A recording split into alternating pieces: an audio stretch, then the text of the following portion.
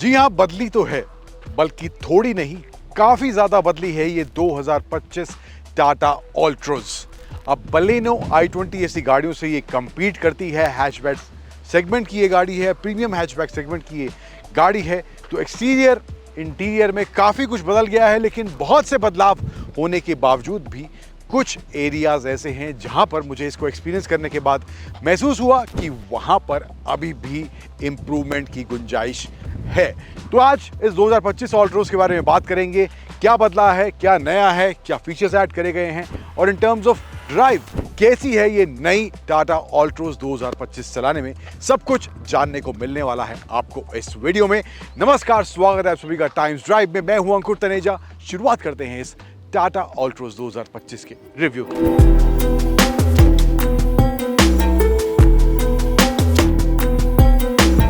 अब engine options की बात करें तो आपको तीन कैटेगरी में ऑप्शन मिलने वाले हैं। एक आपको सीएनजी पेट्रोल का है, एक पेट्रोल का है और एक आपके पास डीजल का ऑप्शन इस 2025 ऑल्ट्रोज में रहने वाला है।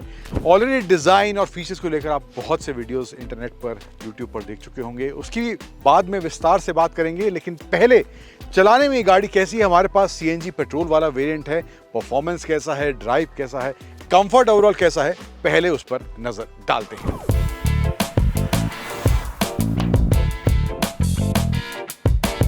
अब परफॉर्मेंस पर आते हैं तो परफॉर्मेंस इनिशियली जो है बहुत ज्यादा तेज तर्रार आपको महसूस नहीं होगा, बहुत ग्रेजुअली पेस पिकअप करती है गाड़ी। लेकिन बाद में जो आप थोड़ा 3000 आरपीएम के आसपास जाते हैं तो वहां पर परफॉर्मेंस जो है या पावर जो है अच्छा खासा इंजन से निकलता है और वहां पर इसका ये पेट्रोल इंजन अच्छा पावर डिलीवर करता हुआ दिखाई देता है। और सीएनजी और पेट्रोल में स्विच करने के बाद भी बहुत ज्यादा फर्क आपको इसके इंजन पावर डिलीवरी में देखने को नहीं मिलेगा। तो वो भी काफी अच्छे से टाटा ने अपने सीएनजी वाले वेरिएंट में मेंटेन किया है कि परफॉर्मेंस दोनों ही माहौल में आपको बैलेंस देखने को मिले।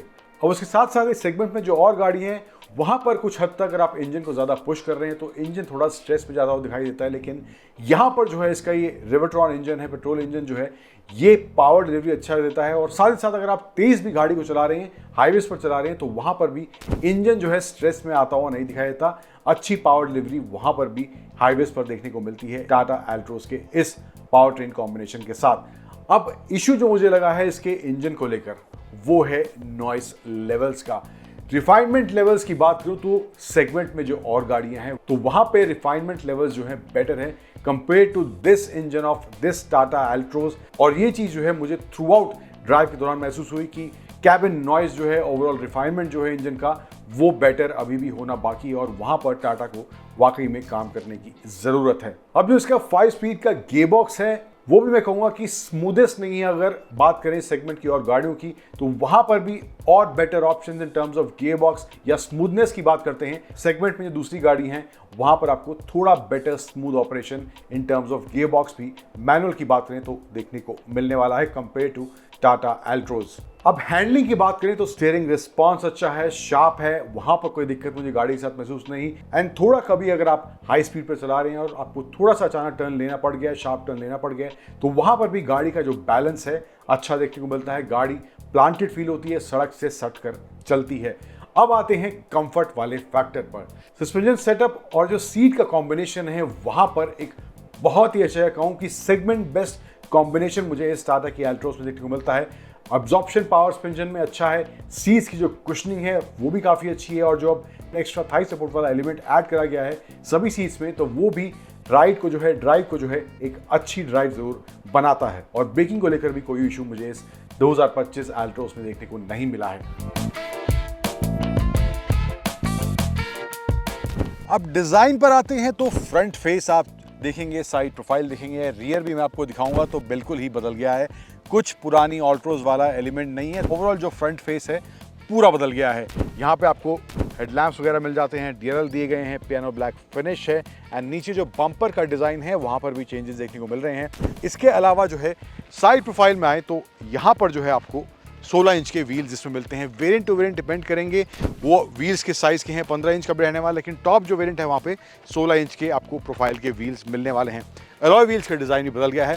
अब साइड में एक और जो बड़ा बदलाव हुआ है, यहाँ पे आपको ये फ्लश डोर हैंडल्स मिलेंगे। बॉडी में ही यानी कि डोर में ही इंटीग्रेट कर दिए गए हैं तो काफ़ी नीट एंड क्लीन अब ओवरऑल पहले से लग रही है। इस वाले डोर हैंडल के साथ एक एलिमेंट ये होता है कि आपका जो प्रोसेस है दरवाजे को खोलने का वो 2 स्टेप में चला जाता है। अगर बाहर की तरफ होता तो आप एक ही बारी में खोल लेते उसको, लेकिन यहाँ पर आप पहले इसको ऐसे प्रेस करेंगे, फिर आपको इसको ऐसे खोलना पड़ेगा। तो 2 स्टेप का प्रोसेस हो गया, पहले 1 स्टेप का था। आप बताइएगा, डिज़ाइन में अच्छा लग रहा है तो, लेकिन प्रोसेस के हिसाब से what do you think about this door handle? हालांकि ऑटोमेटिकली अगर ये पॉप आउट हो जाता तो वहाँ पर कन्वीनियंस थोड़ा बेटर रहता, बट अभी फिलहाल कुछ ऐसा मामला है। एंड पीछे का डोर हैंडल भी पहले की तरह ही यहाँ पर ऊपर की तरफ इसमें दिया गया है दूसरी रो को एक्सेस करने के लिए। साइड प्रोफाइल भी आप जो मैं कह रहा था देखेंगे बिल्कुल चेंज हो गई है। जो डिज़ाइन एलिमेंट्स हैं, जो लाइन्स हैं, क्रीजेज हैं, वो भी बदल गई है। और जो ORVM है साइड में, ये भी चेंज हो गया, क्योंकि अब इसमें आपको 360 डिग्री कैमरा व्यू का ऑप्शन इस 2025 ऑल्ट्रोस में दिया जा रहा है। ड्यूल टोन कॉम्बिनेशन का भी ऑप्शन रहने वाला है, मोनोटोन का भी रहेगा। एंड यहाँ पे ऊपर भी आपको अब शार्क फिन एंटीना इसमें मिल रहा है, जो कि पहले इसमें नहीं था। अब रियर में आपको कनेक्टेड टेल लाइट इसमें मिल रही है, LED सेटअप है पूरा यहाँ पर। एंड यहाँ पे टाटा की badging, reverse parking camera, and इसके नीचे यहाँ पे बूट को ओपन करने का ऑप्शन दिया गया है। ऑल्ट्रोस की बड़ी सी बैजिंग, और ICNG वाला वेरिएंट है तो वो बैजिंग मिल जाती है। सेंसर्स आपको पीछे मिल जाते हैं, यहाँ पे 2 सेंसर्स दिए गए हैं। एंड रियर का जो बम्पर का डिज़ाइन है, जो कलर कॉम्बिनेशन है, वो भी पहले से चेंज हो गया। पहले जो है पूरा बॉडी कलर आता था, लेकिन यहाँ पे अब ब्लैक और यहाँ पे बॉडी कलर कॉम्बिनेशन दिया गया, जो कि फ्रंट में भी हमने देखा था। बूट की बात करें तो यहाँ पर CNG वाला वेरिएंट है, तो बूट स्पेस भी आपको, क्योंकि ट्विन सिलेंडर टेक्नोलॉजी जो टाटा अपनी और भी गाड़ियों में लेके आती है, वही टेक्नोलॉजी इस नई ऑल्ट्रोस में भी दी गई है। एंड CNG होने के बावजूद आपको यहाँ पर ठीक ठाक एटलीस्ट आप 2 मीडियम साइज सूटकेस और बैकपैक वगैरह 1-2 यहाँ पर रख सकते हैं ईजिली। कोई दिक्कत आपको यहाँ पर इसमें नहीं होने वाली है। तो ये भी एक कन्वीनियंस वाला फैक्टर हो जाता है। CNG वाला हिसाब किताब भी है, माइलेज आपको बेटर मिल रही है, और उसके साथ साथ आपको बूट स्पेस का मामला भी सॉर्टेड मिल रहा है।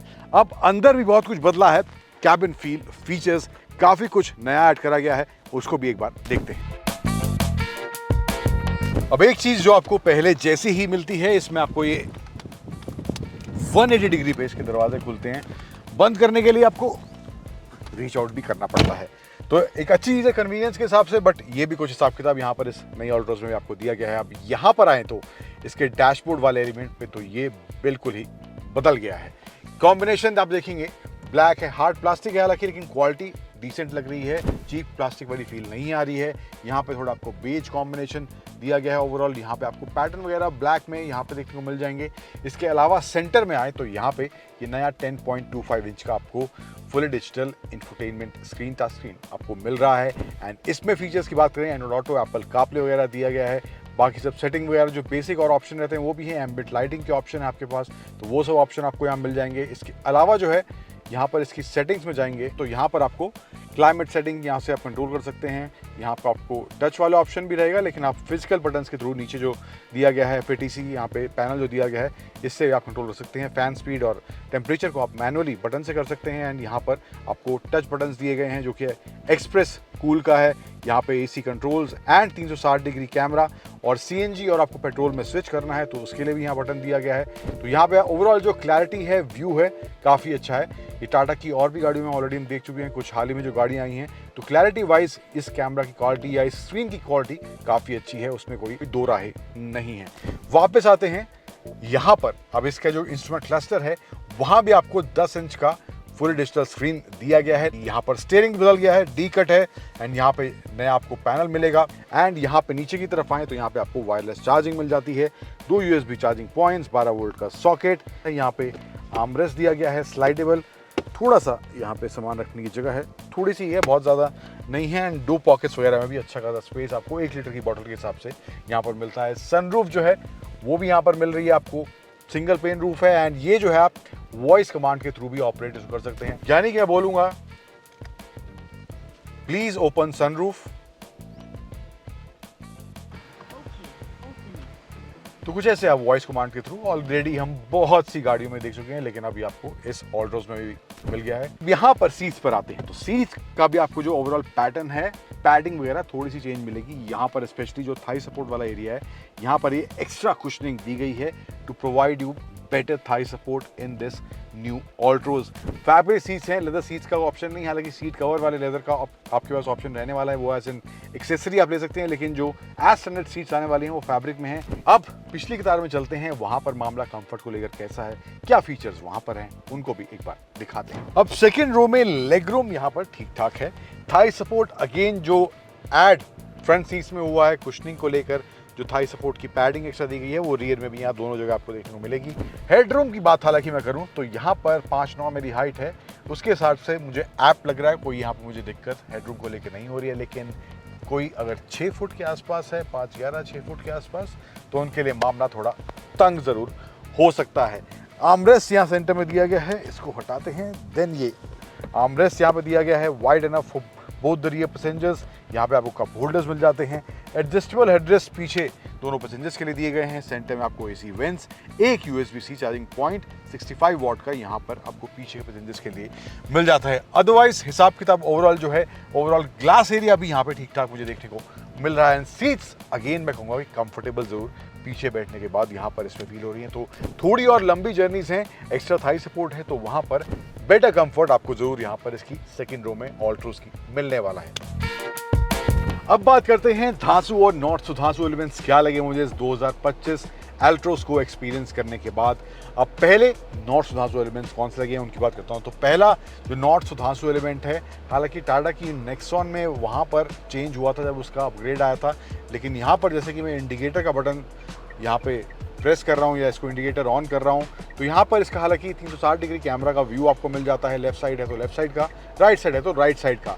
लेकिन नेक्सॉन में जो है यहाँ पर एक बटन दिया गया जिससे आप इसको कैंसिल कर सकते हैं, क्योंकि नेविगेशन जब ऑन है और इंडिकेटर आप दे रहे हैं तो नेविगेशन स्क्रीन से गायब हो जाता है अनटिल अनलेस आप यहाँ से इसको क्रॉस नहीं करते हैं। तो वो स्टेप टाटा ने वहाँ पर इम्प्रूव किया था, उसमें थोड़ा सा चेंज किया था, लेकिन यहाँ पर इस एल्ट्रोज में वो एलिमेंट नहीं दिया गया है, वो ऑप्शन नहीं दिया गया है। तो मुझे लगता है ये चीज़ जो है इस नई ऑल्ट्रोज में भी टाटा को देनी चाहिए। अगला एलिमेंट जो मुझे लगता है इसके इंजन को लेकर, जो इसमें इंजन दिया गया 1.2 लीटर का पेट्रोल इंजन है। NVH लेवल्स की बात करूं तो वहां पर बिल्कुल ही इम्प्रूवमेंट होनी चाहिए। कैबिन में 3000 RPM के ऊपर जब आप जाते हैं, रेव कर रहे होते हैं, थोड़ा आप गाड़ी तेज चला रहे हैं, तो वहां पर नॉइज काफ़ी कैबिन में फील होता है। एंड वो रिफाइनमेंट भी जो है इंजन में होनी चाहिए, तो वो भी मुझे लगता है उधर भी अभी और इम्प्रूवमेंट की गुंजाइश इस एल्ट्रोज में ज़रूर है या इस इंजन में ज़रूर है। और फाइनल एलिमेंट जो मुझे लगा है नॉट सो धांसू, जो कि मैं पहले आपको बता चुका हूँ लेकिन फिर आपको बता देता हूँ। यहाँ पर जो डोर हैंडल्स का ये प्रोसेस है, हालांकि जो डिज़ाइन है वो काफ़ी स्मूथ हो गया है, स्लीक लग रहा है, लेकिन 2 स्टेप प्रोसेस हो गया है इसको खोलने के लिए। तो ये कन्वीनियंस को लेकर मुझे लगता है एक स्टेप पीछे यहाँ पर इस फीचर को लेकर इस ऑल्ट्रोज में मामला चला गया है। अब धांसू एलिमेंट्स क्या लगे हैं मुझे इस नई 2025 ऑल्ट्रोज के बारे में, तो उसमें से पहला है डिज़ाइन को लेकर। पहले भी जब ऑल्ट्रोज आई थी फर्स्ट जनरेशन, तो वहाँ पर भी डिज़ाइन को लेकर काफ़ी लोग उसके इंप्रेस हुए थे। एकदम नई distinct design language premium hatchback segment में ऑल्ट्रोज में देखने को मिली थी। लेकिन अब जो चेंजेस टाटा ने इस नई ऑल्ट्रोज में किए हैं, तो वो डिज़ाइन भी काफ़ी अच्छे लग रहे हैं। इम्प्रूवमेंट में बहुत ज़्यादा शार्प और अग्रेसिव पहले की तरह डिज़ाइन नहीं है, लेकिन वो सटलनेस और प्रीमियमनेस वाला एलिमेंट जो है वो इसके डिज़ाइन में ज़रूर झलक कर आ रहा है। अगला एलिमेंट जो मुझे लगा है धांसू इसके बारे में, वो है इसके कैबिन फील को लेकर। स्पेशली डैशबोर्ड में जो स्क्रीन्स वगैरह दी गई हैं, कलर कॉम्बिनेशन है, जो प्लास्टिक का फील है डैशबोर्ड में, वहाँ पर कॉम्प्रोमाइज़ इस नई ऑल्ट्रोज में देखने को नहीं मिल रहा है। और फाइनल एलिमेंट जो मुझे लगा है धांसू इसके बारे में, वो है इसके इंजन को लेकर। रिफाइनमेंट और NVH में हालांकि इंप्रूवमेंट की गुंजाइश है, लेकिन इंजन जो है स्ट्रेस में आता हुआ नहीं दिखता है अगर आप उसको ज़्यादा पुश भी कर रहे हैं। तो वो एलिमेंट मुझे इस पेट्रोल इंजन में अच्छा देखने को मिला है इस नई ऑल्ट्रोज के अंदर। अब ओवरऑल एज अ पैकेज की बात करें, जो प्राइस टाटा ने इस एल्ट्रोज का रखा है, तकरीबन 6,80,000 के एक्स शोरूम प्राइस से स्टार्ट हो रही है एंड 11,30,000 के एक्स शोरूम प्राइस तक टॉप वेरिएंट का इसका प्राइस जाता है। 2-3 इशू जो मैंने बताए जहां पर इंप्रूवमेंट की गुंजाइश है, but overall as a package को देखें तो वहां पर मुझे लगता है अगर आप प्रीमियमनेस वाले एलिमेंट्स तलाश रहे हैं, डिजाइन आपको अच्छा चाहिए एंड पावर डिलीवरी भी आपको अच्छी चाहिए पेट्रोल इंजन में, तो इन सब चीजों को ध्यान में रखकर अगर आप प्रीमियम हैचबैक सेगमेंट में कोई गाड़ी तलाश रहे हैं, तो मेरे हिसाब से 2025 टाटा एल्ट्रोज एक अच्छी पिक या एक अच्छा ऑप्शन आपके लिए बन सकती है।